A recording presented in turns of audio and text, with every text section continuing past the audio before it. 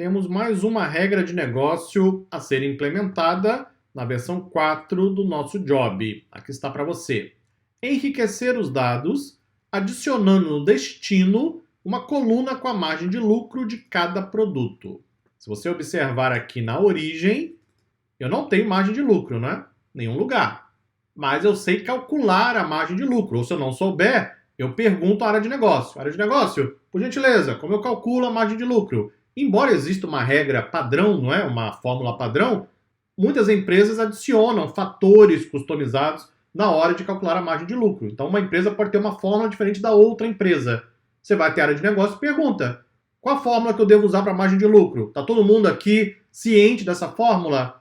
Todo mundo conhece? Vai todo mundo entender o resultado? Aí você pega a fórmula e implementa lá via código Python. Como fazemos isso? Aqui está. Lembrando que eu tenho que manter as regras de negócio anteriores, né? Eu estou empilhando as regras de negócio. Pois bem, então vou manter aqui o remove ponto. Eu então vou abrir o arquivo, leio o arquivo, pulo o cabeçalho, conecto no banco. Aí eu vou dropar a tabela produção. Veja agora a importância de dropar a tabela. Porque quando eu criar, eu vou criar com uma nova coluna. Se você observar aqui a versão 3, abre a versão 3, veja que eu tenho 1, 2, 3, 4 colunas, não é isso? Porque eu tenho 4 colunas no arquivo CSV. Só que agora eu preciso criar a tabela com 5 colunas, porque eu vou adicionar dados na margem de lucro. Eu não tenho isso na origem, eu vou fazer um cálculo e gravar somente no destino. Isso, em linhas gerais, é o conceito de enriquecimento de dados. Pois bem, eu então na sequência vou criar o meu loop, vou percorrer cada linha do meu arquivo. Vou validar se a quantidade produzida é maior do que 10. Vou remover o ponto. Observe que eu estou fazendo exatamente a regra de negócio anterior, né? Na verdade, as duas regras anteriores que eu já expliquei. Eu então vou calcular a margem de lucro. Eu coloquei aqui uma fórmula só de exemplo, para que você veja como deve ser feito, como incluir no banco de dados. Então, o que eu vou fazer? Eu vou pegar o que estiver na linha, lembrando que eu vou fazer isso para cada linha, no índice 3. Vou dividir pela diferença entre a coluna de índice 1 e índice 2. Veja que eu estou usando float. Para quê? Para garantir que eu tenha casa decimal. Tendo casa decimal, eu consigo aumentar a precisão dos cálculos. Se eu usar número inteiro, a linguagem Python vai arredondar os resultados. Então, eu preciso tomar cuidado com isso. Então, eu coloquei float para garantir casa decimal e aumentar a precisão. Então, eu divido a coluna que está no índice 3 pela subtração das colunas do índice 1 e 2. Pronto, feito isso, aí tem um detalhe agora para inserir os dados. Veja que na tabela produção eu tenho 1, 2, 3, 4, 5 colunas, certo? Acabei de criar a tabela aqui em cima. As 4 primeiras colunas virão do arquivo, mas a última vai vir da onde? Da margem de lucro, que eu acabei de calcular.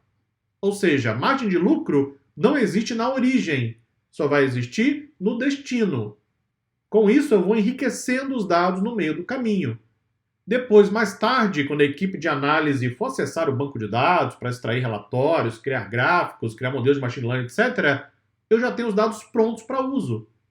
Isso, aliás, é um dos benefícios, não é, desse processo de engenharia de dados. Você pode enriquecer os dados no meio do caminho. Muitas empresas perdem essa oportunidade.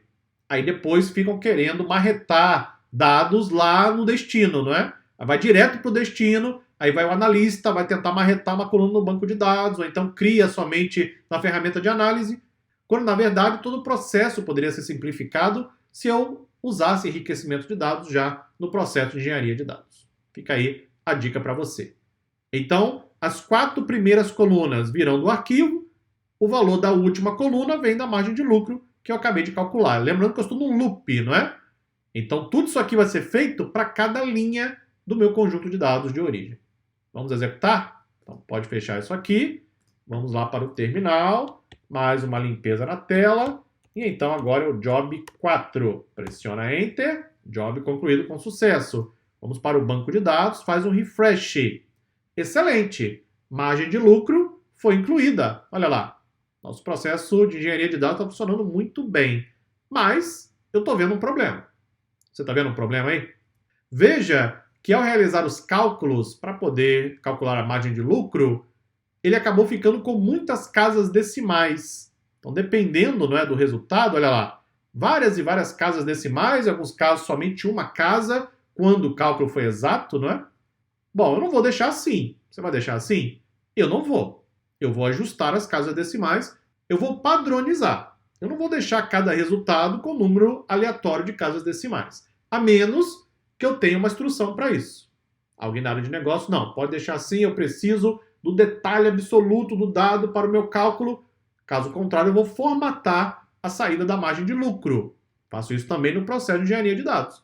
Então vamos agora formatar e realizar o ajuste final dos dados. Me acompanhe no próximo vídeo. Até lá.